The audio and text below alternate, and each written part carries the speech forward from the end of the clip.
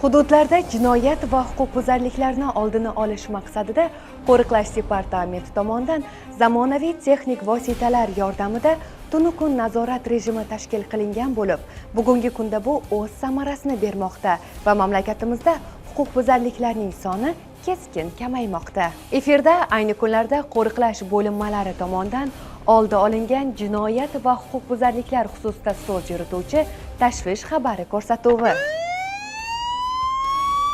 Joriy yilning 8-dekabr kuni soat tungi 02:45 larda Namangan shahar Davlatobod tumani Yuksalish mahalla fuqarolar yig'ini hududida 2 nafar noma'lum fuqaro qo'riqdagi oziq-ovqat do'konini tunash maqsadida reja asosida dastlab do'kon tashqarisidagi ikkita kuzatuv kamerasini manbadan uzishadi. Shundan so'ng do'kon eshigini buzib kirishganda qo'riqlash boshqarmasiga tashvish xabari kelib tushadi. Xabar asosida tezkor harakatlanuvchi guruh xodimlari zudlik bilan voqea joyiga yetib borishganda do'kon daxlsizligi buzilganligini guvohi bo'lishadi. Xodimlarni ko'rgan fuqarolar qochishga harakat qilishgan vaqtda ko'rilgan tezkor chora va professional harakatlar natijasida fuqarolar qo'lga olinadi. Dastlabki o'rganishlar jarayonida ushbu fuqarolar do'kondan iste'mol uchun bir qancha tovarlar hamda pullarni o'g'irlamoqchi bo'lganligi aniqlangan.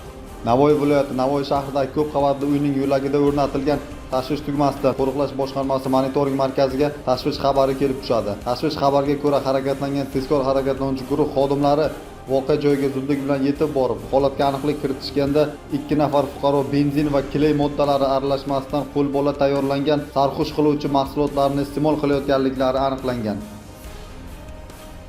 8-dekabr kuni soat tungi 1:40 Samarqand viloyati Qo'riqlash boshqarmasiga Toyloq tumani Chorag'bon mahallasi hududidagi qo'riqda bo'lgan uyali aloqa vositalari sotiladigan obyektdan tashvish xabari tushgan. Xabar asosida tezkor harakatlanuvchi guruh xodimlari voqea joyiga borishganda noma'lum fuqaro do'kon eshigini sindirib, moddiy boyliklarni o'g'irlab qochmoqchi bo'lganida ko'rilgan tezkor choralar natijasida qo'lga olingan.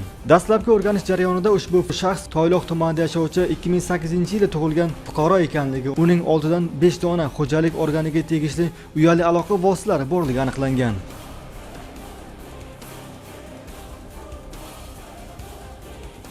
Ko'rsatuvda keltirilgan barcha holatlar bo'yicha qo'riqlash xodimlari tomonidan hujjatlar rasmiylashtirilib, ko'rib chiqilish uchun mas'ul idoralarga topshirilgan.